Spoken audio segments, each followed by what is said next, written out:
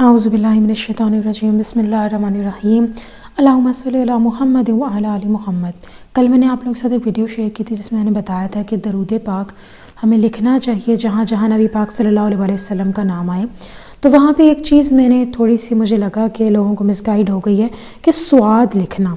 देखिए, स्वाद लिखने को मैं तरगीब नहीं दे रही कि आप लोग लिखें, लेकिन सल्लल्लाहु अलैहि वसल्लम पूरा लिखें। इसमें एक सेकंड नहीं लगता अगर आपकी जो है वो प्रॉपर तरीके की बन जाती है स्पीड।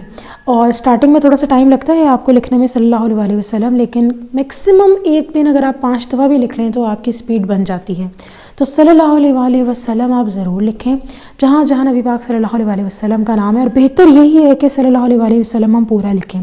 लेकिन आज की वीडियो में मैं सिर्फ यही नहीं बताऊँगी बल्कि ये भी बताऊँगी साथ साथ 3 वाक़यात बेसिकली शेयर करूँगी। पहला तो सल्लल्लाहु अलैहि वसल्लम से रिलेटेड ही कि मुझे एक इंसान ने क्या बताया और एक तरह की एडवाइस क्या दी, और दूसरा वाक़या, 2 जो बाकी वाक़यात हैं वो दरूद पाक लिखने से वाक़यात हैं मुतल्लिक।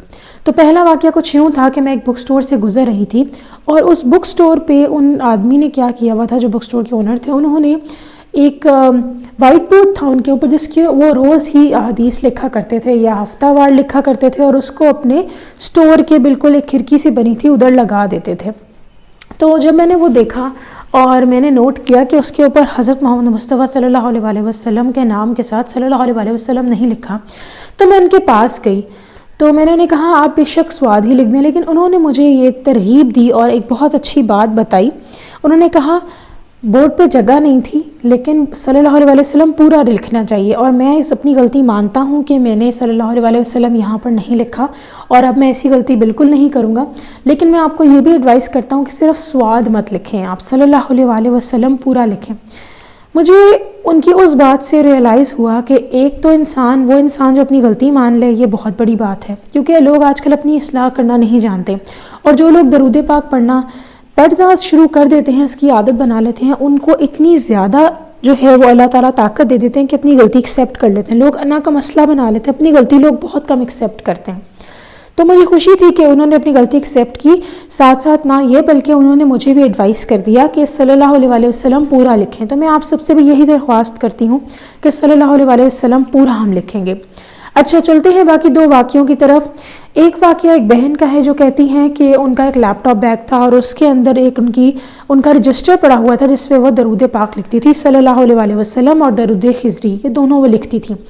कभी दरूद खिज़री लिख लेती थी और कभी सल्लल्लाहु अलैहि वसल्लम लिख लेती थी। तो वो कहती हैं एक दिन हुआ कुछ यूँ कि एक शहर से दूसरे शहर जा रही थी वो, और उन्होंने जब अपना सामान लेकर स्टेशन पे पहुँचे तो ट्रेन आने वाली थी, और सामान जहाँ उनका स्टेशन था बेसिकली घर से वो काफ़ी दूर था, और वो किसी के घर रहने के लिए आई हुई थी। मतलब कि ट्रेन आने में बस और चलने में कोई 15-20 मिनट का गैप था, और अगर घर जाकर वापस कोई सामान लाया जाता तो उसके अंदर तकरीबन 1 घंटा या 45 मिनट लग सकते थे। अब एकदम जब सामान सारा इकट्ठा किया तो मालूम हुआ कि लैपटॉप बैग तो मौजूद ही नहीं है। अब बहुत परेशानी हुई क्योंकि लैपटॉप बैग में उनका काम भी वैसे ही उसी लैपटॉप बैग से चलता था, उसमें इंपॉर्टेंट डॉक्यूमेंट्स सब कुछ थे। इतनी देर में उनके खाविद ने कहा कि वो भी परेशान हो गए सब लोग कि एकदम लैपटॉप बैग कहाँ रह गया। अब डर लगे, पता नहीं रास्ते में कहीं गिर गया, बाहर सड़क पर रह गया। फ़ोन किए घर में तो पता चला कि सड़क पर भी नहीं है। बहुत परेशानी का आलम था। खैर वो लोग जैसे तैसे करके ट्रेन में बैठ गए, और उन बहन का अकीदा ये था कि वो कहती हैं अगर मेरे नसीब में कोई फ़ायदा नहीं लिखा, परेशानी तो हुई उन्हें कुछ देर, लेकिन बाद में वो कहती हैं कि अगर ये मेरे लिए नसीब में है ही नहीं तो फिर क्या फ़ायदा कि मैं परेशान हूँ। अभी वो यही सोच रही थी कि उनके शौहर ने कहा कि तुम परेशान नहीं हो, उसके अंदर एक रजिस्टर है जिस पे दरूद लिखा जाता है, तो उसमें दरूद है, दरूद पाक है, उसको कुछ नहीं होने वाला लैपटॉप बैग को।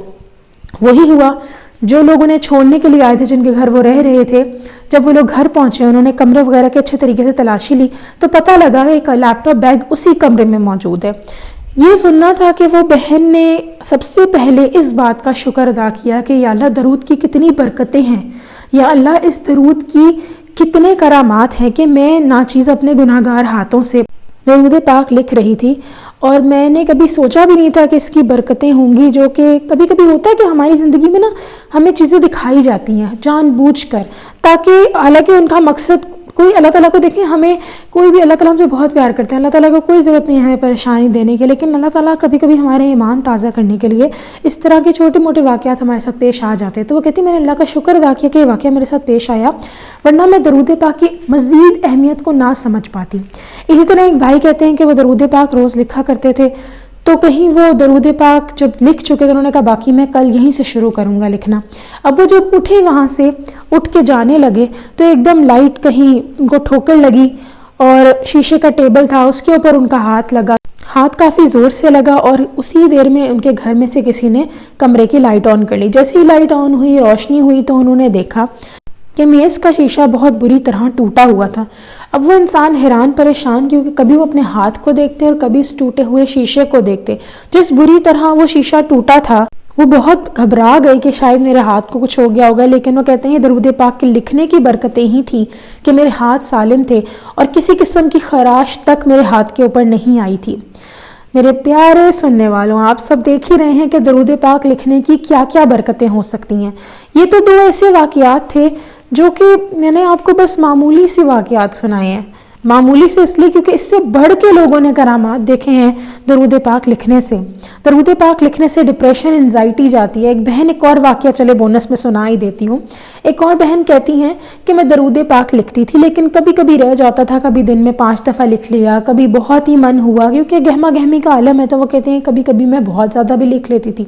اب وہ کہتی ہیں کہ ایک دن ایسا ہوا کہ میں بہت پریشان تھی، بہت ڈپریشن میں تھی اور سمجھ نہیں آ رہا تھا، کچھ واقعات ہو رہے تھے میری زندگی میں جو بہت زیادہ مجھے مایوس کر رہے تھے۔ تو بس کیا تھا، وہ کہتی ہیں کہ کچھ کبھی ہوتا ہے نا، ہم سب کے ساتھ ایسے ہوتا ہے کہ ہمیں سوچیں اتنی آتی ہیں، کوئی ایسے واقعات ہماری لائف میں ہو جاتے ہیں کہ ہمیں اتنی سوچیں آتی ہیں کہ ہم تھک جاتے ہیں اور ہمارا دل اندر سے کہتا ہے، دعائیں مانگتا ہے کہ یا اللہ میں اس کے بارے میں نہ سوچوں۔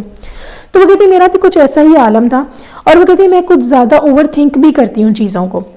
تو کہتی بس اسی طرح میں پریشان تھی اور مجھے سمجھ نہیں آ رہا کیا ہو رہا ہے، اور کہیں درود ابراہیمی بھی وہ کہتی ہے ان سے پڑھا نہیں جا رہا تھا۔ ایک دن کا گیپ آیا تھا بیچ میں، تو وہ کہتی ہے میں سمجھ تو گئی تھی کہ مجھے درود پاک پڑھنا چاہیے، سب ٹھیک ہو جائے گا، لیکن وہ کہتی ہیں کہ اٹھتے ساتھ ہی اگلے دن انہوں نے درود پاک لکھا صلی اللہ علیہ وآلہ وسلم، اور وہ کہتی ہیں درود پاک لکھنے کی برکت تھی کہ اللہ تعالیٰ نے جیسے ان کا دماغ بالکل تر و تازہ کر دیا ہو، اور جو سوچیں ان کو پریشان کر رہی تھی، بار بار آ رہی تھیں، وہ خود حیران ہوگی کہ وہ سوچیں کہاں گئیں وہ ساری سوچیں جو مجھے پریشان کر رہی تھی، کہاں گئیں وہ ساری سوچیں جو میرا دل دہلا رہی تھی، میرے دماغ کے اوپر حاوی ہوئی تھی۔ دیکھیں ہم سب کی زندگی میں واقعات ہوتے رہتے ہیں، ہم سب پریشان ہوتے ہیں، ہم سب کی زندگیوں میں، دیکھیں کسی کی زندگی یہاں جنت نہیں ہے۔ اگر ہماری زندگی جنت بن گئی تو پھر کیا ہوگا؟ جنت تو پھر اللہ تعالیٰ نے آپ کو یہی دے دی نا۔ اور ٹرسٹ می آن دس، اگر فرض کریں کہ دنیا کے لحاظ سے مال و دولت جس کو ہم دنیا، کیونکہ جنت تو کسی نے دیکھی ہی نہیں ہے نا، جو اصل جنت ہے، نہ کسی آنکھ نے سنا، نہ کسی آنکھ نے اس کے بارے میں کبھی سوچا نہ دیکھا۔ جنت تو ایسی چیز ہے آپ کی امیجنیشن بھی اس تک نہیں پہنچ سکتی۔ تو یہ جو دنیا ہے، اگر اس کے اعتبار سے ہم سوچیں کہ جنت کیا ہے، دنیاوی جنت کیا ہے، وہ سب آپ کو مل جائے تو ٹرسٹ می آن دس آپ سب بیزار ہو جائیں گے۔ ایک وقت آئے گا یا تو ہم گناہوں کی طرف مائل ہو جائیں گے یا ہم بیزار ہو جائیں گے۔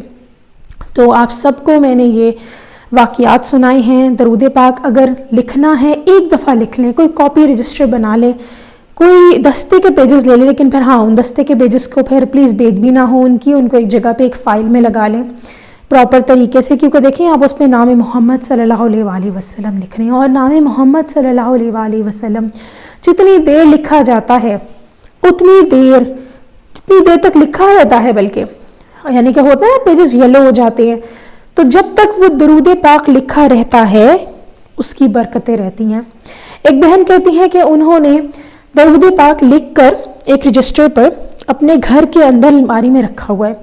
وہ کہتی ہیں میں پریشان نہیں ہوتی اب، کیونکہ میں جانتی ہوں کہ اس کمرے میں کسی قسم کی کوئی پریشانی نہیں آئے گی، کم از کم اس کمرے میں کسی قسم کی کوئی، وہ کہتی ہیں لڑائی نہیں ہوتی۔ میں نے اس کمرے کے اندر کہتی درود پاک لکھ کر رکھا ہوا ہے، اور وہ کہتی ہیں کہ مجھے کبھی اس کمرے میں اب لڑائیاں نہیں ہوتی، اور ہر چیز بڑی سموتھلی وہ کہتی ہیں چلتی ہے وہاں پر۔ تو میں آپ سب سے بھی یہی گزارش کروں گی کہ درود پاک لکھیں اور لکھوائیں بھی لوگوں سے، آپ اس کی برکتیں دیکھیں گے تو آپ خود خوش ہوں گے انشاءاللہ تعالیٰ۔ چلے جی انشاءاللہ نیکسٹ ویڈیو میں پھر حاضر ہوں گی، تب تک کے لیے اللہ حافظ۔